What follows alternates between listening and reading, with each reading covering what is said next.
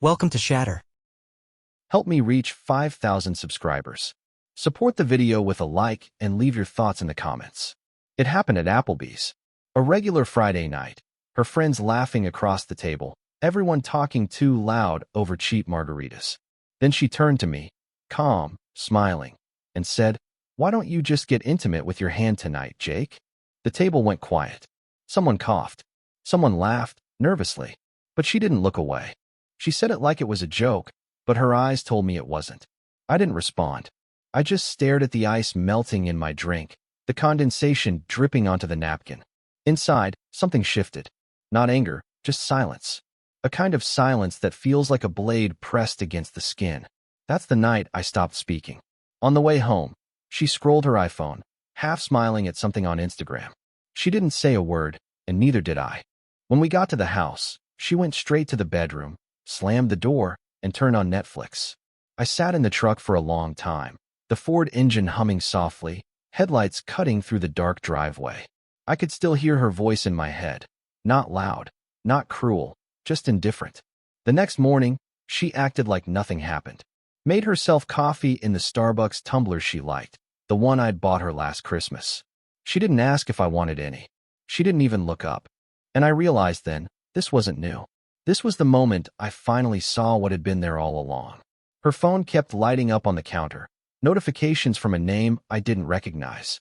She tilted the screen slightly every time she walked past me. I didn't ask.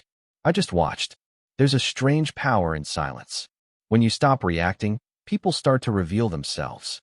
By Sunday, she told her friends she was tired of pretending.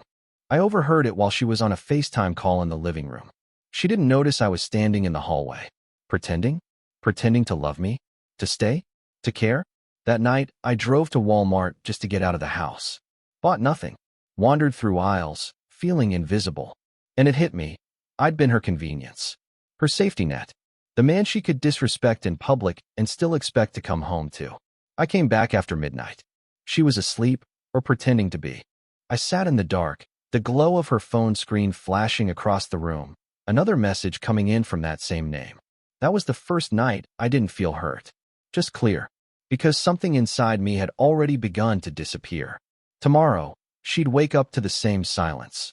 But this time, it wouldn't be empty. It would be the start of distance she'd never be able to cross again. By Monday morning, the silence between us had become a living thing. It filled every room, sat between every breath. She moved around the house like a stranger, polished, distant, perfectly controlled. I could feel her watching me, waiting for me to break the silence. But I didn't. I poured my coffee, took my keys, and left without a word. At work, people noticed. I wasn't joking around like I used to. My friend Mark asked if everything was okay, and I just said, "Fine." That's all. But inside, I knew something was shifting. I'd stopped chasing her. And when a man stops chasing, the whole dynamic changes. That night, I came home to find her dressed up, too dressed up for a Tuesday. She said she was going out with coworkers. I nodded. She waited for a reaction, some trace of jealousy, maybe even a question. I gave her none. Just a calm drive safe. She frowned, confused, and left. When she came back past midnight, the smell of someone else's cologne followed her into the house. She didn't expect me to be awake, sitting in the living room. She froze for a second, then shrugged, pretending not to notice. I watched her walk past me, her heels clicking on the floor like a metronome counting down the last seconds of something that used to be real. The next morning, I checked our joint bank account. Small, unimportant charges, but consistent. Dinner, drinks, gas. A new perfume from Sephora. Then a transaction from Olive Garden. I remembered that place. That was our spot. The one we used to go to on Sundays after church. Now it was just another receipt in her web of excuses. I didn't confront her. I just started watching patterns. The nights she came home late. The way she smiled at her phone but rolled her eyes at me. I wasn't collecting evidence. I was studying her detachment. Every movement, every lie, every half smile. It was all data now. By Thursday, she started asking why I'd gone quiet. "You're acting weird," she said, pretending to be concerned. But I saw it. The nervous twitch in her tone, the small crack in her control. My silence was starting to bother her. It was making her lose rhythm. I drove to Target that night, bought a new phone. Set it up, linked a new account, installed nothing familiar. No traces, no history, just a clean slate. While she thought I was still the man she could mock in public, I was already disappearing, piece by piece. Not running away, not hiding, just preparing. And for the first time in months, I felt calm. Friday evening came like a quiet test. She was already dressed when I walked in. Hair perfect, perfume strong, pretending to scroll through her iPhone. She asked if I had plans, her voice light, but sharp underneath. I said I might meet Mark for a drink. She nodded, pretending not to care, but I saw her pause just long enough to picture it. Me somewhere else, unreachable. For the first time, she didn't have full control of the story. I left before she could ask more. Drove to a Waffle House off the interstate, ordered coffee I didn't need, and sat near the window. My hands didn't shake anymore. The pain had burned itself out, replaced by something quieter. Clarity. I wasn't trying to fix her. I was studying her, watching the way truth unravels when you stop trying to hold it together. While I sat there, her phone location pinged on my old Find My app, something I'd forgotten to unlink. Olive Garden again. The same one from our receipts. Same time. Same pattern. And suddenly, every piece clicked together like a puzzle I didn't want but needed to finish. I didn't rush there. I didn't storm in. I just waited. Let her believe she was invisible. When she came home later, she smelled faintly of cologne again. Different this time. Sharper, foreign. She tried to talk casually, asked how my night was, and I just said, quiet. She smiled, relieved. She thought silence meant forgiveness. The next morning, I started my quiet work. Checked her emails, shared devices, shared logins. Patterns again. Hotel confirmations, deleted messages, screenshots hidden in a random folder. Everything she thought was erased was simply misplaced. And in that mess, a name appeared. Daniel. Her coworker. The one she used to mention only when she needed to sound busy. I didn't tell her I knew. I didn't block him. I let it play out. She laughed louder now when she texted. She wore lipstick to Zoom calls. She left the house early for errands that didn't exist. I watched without expression. Because once you see betrayal clearly, it loses its sting. It becomes strategy. That night, I backed up everything. Photos, receipts, screenshots, onto my new phone. No plan yet. Just preparation. And when I looked at her sleeping next to me, turned away, I realized she hadn't noticed the shift. She still thought I was the man from Applebee's, the one who stayed quiet out of weakness. But I wasn't silent anymore. I was calculating. By the next week, I started to fade from her routine. I left earlier, came home later, and spoke less. She noticed, but pretended she didn't. That's how guilt behaves. It hides behind control. She started asking small questions again, pretending to care where I'd been, what I'd eaten, who I'd talked to. I answered in single words. Nothing. Work. Fine. And each time, I could see the confusion tighten in her jaw. She wasn't used to not being the center of my attention. On Wednesday, I took a half day and drove 2 towns over. I found Daniel. Not by chance. His name was in one of the hotel confirmations, tied to a company credit card. I walked into the office lobby like I belonged there. Calm. Neutral. I didn't say who I was. Just watched. He wasn't impressive. Cheap suit, rehearsed smile, loud voice. The kind of man who mistakes attention for respect. I left without speaking to him, but now the picture was complete. That night, she came home in workout clothes she hadn't actually worked out in. She put her gym bag by the door and went straight to the shower. I watched her reflection in the mirror as she passed. Too fast, too nervous. I didn't confront her. I didn't need to. The distance between us was already punishment enough. At midnight, her phone buzzed on the counter. I let it ring. When she noticed, she snatched it up and walked outside, whispering in the dark. I followed quietly to the back window. I couldn't hear the words, but I didn't have to. Her tone said everything. Soft, careful, the voice she used to save for me. I turned away. There's a point when pain stops being emotional and becomes mathematical. Cause, effect, repetition. She lied. I adapted. She drifted. I withdrew. Simple balance. The next morning, she tried to act normal. Made pancakes, poured coffee, smiled too wide. You've been quiet lately, she said. I nodded. Just thinking, I told her. She didn't realize that was the truth. I wasn't thinking about us anymore. I was thinking about what comes after us. Before leaving for work, I deleted my shared locations, unlinked every account, and turned off the family plan. She wouldn't notice immediately, but when she did, the silence would hit her harder than any confrontation. That evening, I packed a small bag and left it in my truck. Not to leave yet, but to remind myself that I could. And when I looked at her that night, scrolling through her iPhone with that same detached calm, I realized something she hadn't figured out yet. I was no longer part of her story. She was still part of mine, just the ending. I disappeared on a Friday morning. Not dramatically. No suitcase, no goodbye, no scene. Just absence. She woke up to an empty kitchen, my coffee mug gone, my work boots missing from the doorway. My phone was off, my card frozen, my location blank. For the first time in years, she couldn't reach me. And that was the point. I wanted her to feel what I'd been living in for months, uncertainty. I stayed in a motel 2 towns away, near a quiet stretch of highway. Nothing fancy. The kind of place that smelled like old cigarettes and coffee from a vending machine. I used cash. No calls, no texts, no signals. Just silence. It was strange at first, hearing my own thoughts without her voice echoing through them. But by the second night, it felt like freedom. Meanwhile, her messages started coming in. Dozens. First confused, then annoyed, then worried. She called Mark, asking if he'd seen me. He told her no. I told him not to. She even called my mother, pretending something might have happened. But I was fine. I was watching. On the third day, she posted a story on Instagram. Her coffee from Starbucks, captioned, "Some people just walk away without explanation." I almost laughed. The woman who'd once humiliated me in front of her friends was now seeking sympathy from strangers. That's how guilt hides, behind curated sadness. I checked her bank activity from a distance.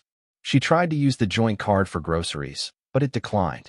I'd already shifted funds to a separate account. Not to hurt her, just to break the dependency. I wanted her to stand in the silence she created. That night, Daniel texted her. I knew because I'd left a ghost tracker in her email. He was pulling away too. Apparently, her chaos was too much for him. It's funny how people who cheat together always expect stability from lies. She tried calling me again, leaving a message that didn't sound angry anymore. Just confused. "Can we talk?" she said softly. "Please." I didn't reply. I turned off the phone and sat outside the motel, watching cars pass under the dim streetlights. Somewhere between the sound of engines and the distant hum of the freeway, I realized I didn't miss her voice at all. That silence I once hated, it had become my peace. And hers was only just beginning. A week passed before I came back into town. Not home, just close enough to observe. I parked my Ford on the far end of the street and watched the house from a distance. The lights were off earlier than usual. No music, no laughter, no motion. It looked like a shell. My absence had rearranged her world, and for the first time, she didn't know how to perform control. Through quiet whispers from mutual friends, I learned she'd been showing up late to work, distracted, nervous. Even Daniel had stopped answering her messages. Apparently, his wife had found something. Maybe those hotel receipts I'd anonymously forwarded had reached the right inbox. It didn't matter how. The point was balance. Actions meet consequences, always. That night, I checked her Facebook. She'd deleted photos, changed her status, started posting vague quotes about learning to love yourself. The same woman who once said she was tired of pretending was now pretending to heal. But everyone could see it. Her friends stopped commenting. The likes disappeared. That's the kind of silence that hurts the most, the social kind. I didn't feel satisfaction, just distance. Like watching a storm finally lose its energy. When I drove past the next morning, her car was still in the driveway, the same Starbucks cup sitting on the porch railing, half full, cold. I knew that detail would stay there until she realized I wasn't coming back to clean up the pieces. Around noon, I received an email from her, formal, cold, like a business transaction. She said she wanted to talk in person, calmly. I didn't reply. Instead, I sent a short message, "Not yet." Just 2 words. Enough to remind her that control was no longer hers to hold. Later that week, her sister texted me, asking what happened. I said only, "Ask her." And I meant it.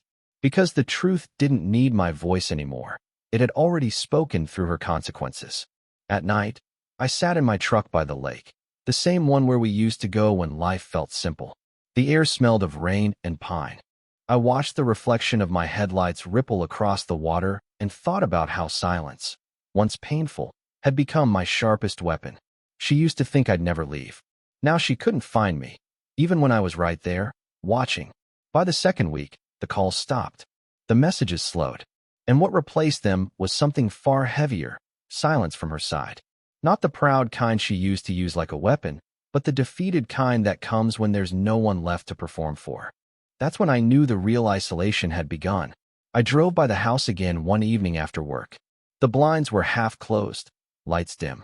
A single plate sat on the porch railing next to that same Starbucks cup, like she'd started eating outside just to feel a change of air. It was a quiet picture of someone unraveling privately. For years, she'd lived in constant validation, likes, comments, attention. Now even her reflection felt like a stranger. Mutual friends began reaching out. "She's not doing well," one said carefully. "Keeps asking if you're seeing someone." I didn't answer. That question wasn't about love. It was about control. She didn't want me back. She just wanted to know I hadn't moved past her. But I had. I was still nearby, but emotionally I'd already left the city. I spent my nights at a small diner outside town, the kind that stays open past midnight, the smell of bacon and burnt coffee lingering in the air. I'd sit by the window with my notebook, planning new projects, writing down ideas that had nothing to do with her. The waitress there, an older woman named Clara, once asked if I was waiting for someone. I said no, and it was the first time that answer didn't sting. Meanwhile, she started posting pictures again. Forced smiles, weekend brunches with friends who didn't look comfortable anymore. People sense when someone's lying to themselves.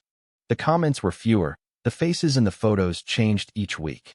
Her life was collapsing, not from exposure, but from emptiness. Then, one night, she parked outside the diner. I saw her reflection before I saw her face. Eyes tired, posture nervous. She didn't come in. She just sat there, watching me through the glass. For a moment, I thought she might cry. But she didn't. She just waited until I looked up, then started the car and drove off. That was the first time I truly saw her powerless. Not because I hurt her, but because I'd stopped being available. And when a man's silence becomes more powerful than her voice, that's when she finally understands what she's lost. The next time I saw her was unplanned. I was at Costco, grabbing a few things for the week: coffee, bottled water, a set of new towels. I turned down one of the aisles, and there she was, standing by the frozen food section. She looked smaller somehow. The confident posture was gone, replaced by something quieter, unsure. Her hair was tied back messily, her makeup faded, her clothes loose like she didn't care how she looked anymore. She froze when she saw me. No words, just a breath caught in her throat. For a long moment, neither of us moved. The noise of shopping carts and distant chatter filled the air between us. She finally whispered, "You look different." I just nodded. Because she was right. I was different. She looked like she wanted to say more, but no sentence formed. So I picked up what I needed, walked past her, and left. No anger. No scene. Just quiet. That was enough to shake her more than any argument ever could.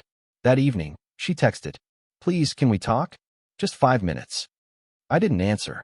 The power wasn't in blocking her, it was in not responding. She'd spent years making me beg for her attention, and now she was feeling what that silence truly meant. Later that week, she showed up outside my place. I saw her through the blinds, standing by her car, staring at the door like she was trying to find courage. She didn't knock, just waited. Then she sat down on the curb, scrolling through her phone like she was rehearsing something she'd never said before. Eventually, she left. And that's when I realized the shift was complete. I wasn't haunted by her anymore. She was haunted by me. Her world kept unraveling. Daniel had cut her off completely. People at work had started to whisper. She'd become the story she once judged others for. And I didn't have to expose her or say a word.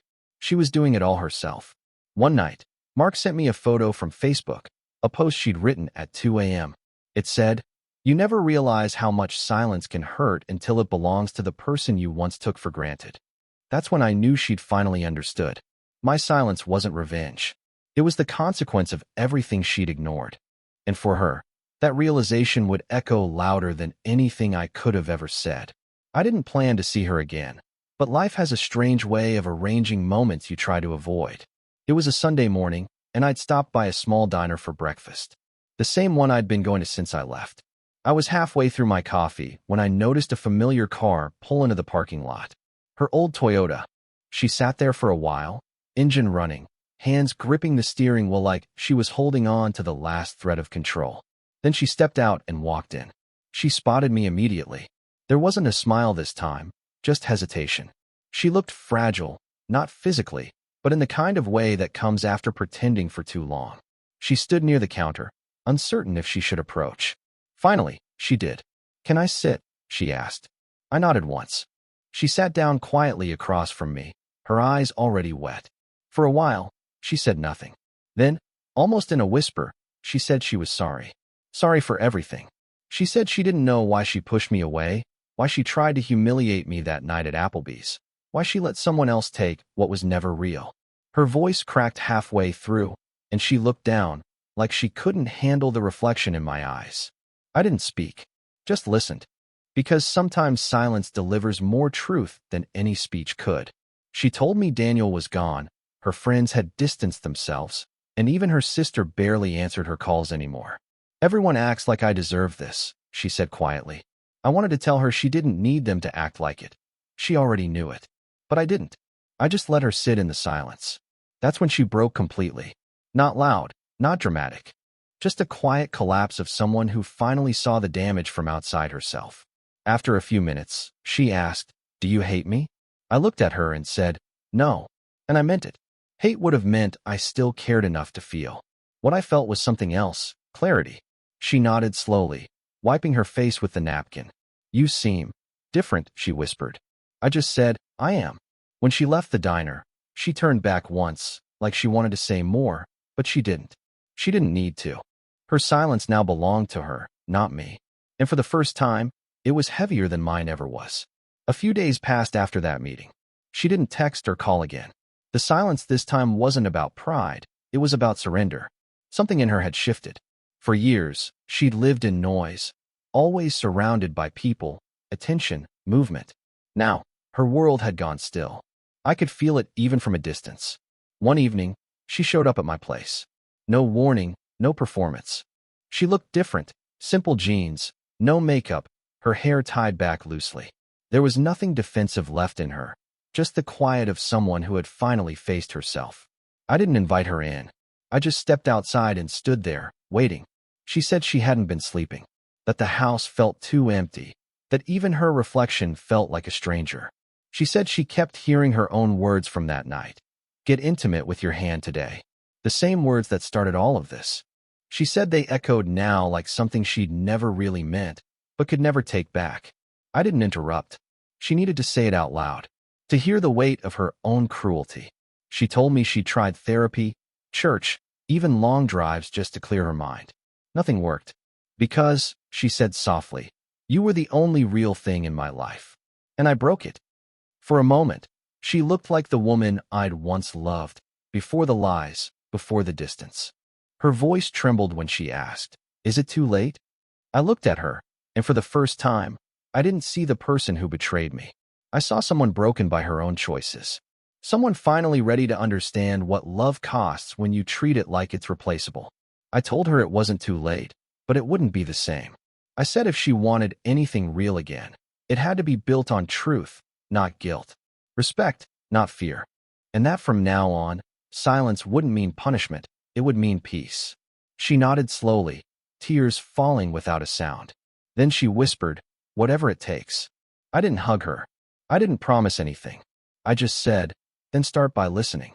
We stood there for a long time under the fading evening light. No anger, no tension, just quiet understanding. She had lost everything to find that moment, and I had found myself by letting her fall. Maybe that's what forgiveness really is, not forgetting, not returning, but learning to speak again only when silence has done its work. What would you have done in my place? If the story hit you, leave a like. And don't forget to subscribe, it only gets stronger from here.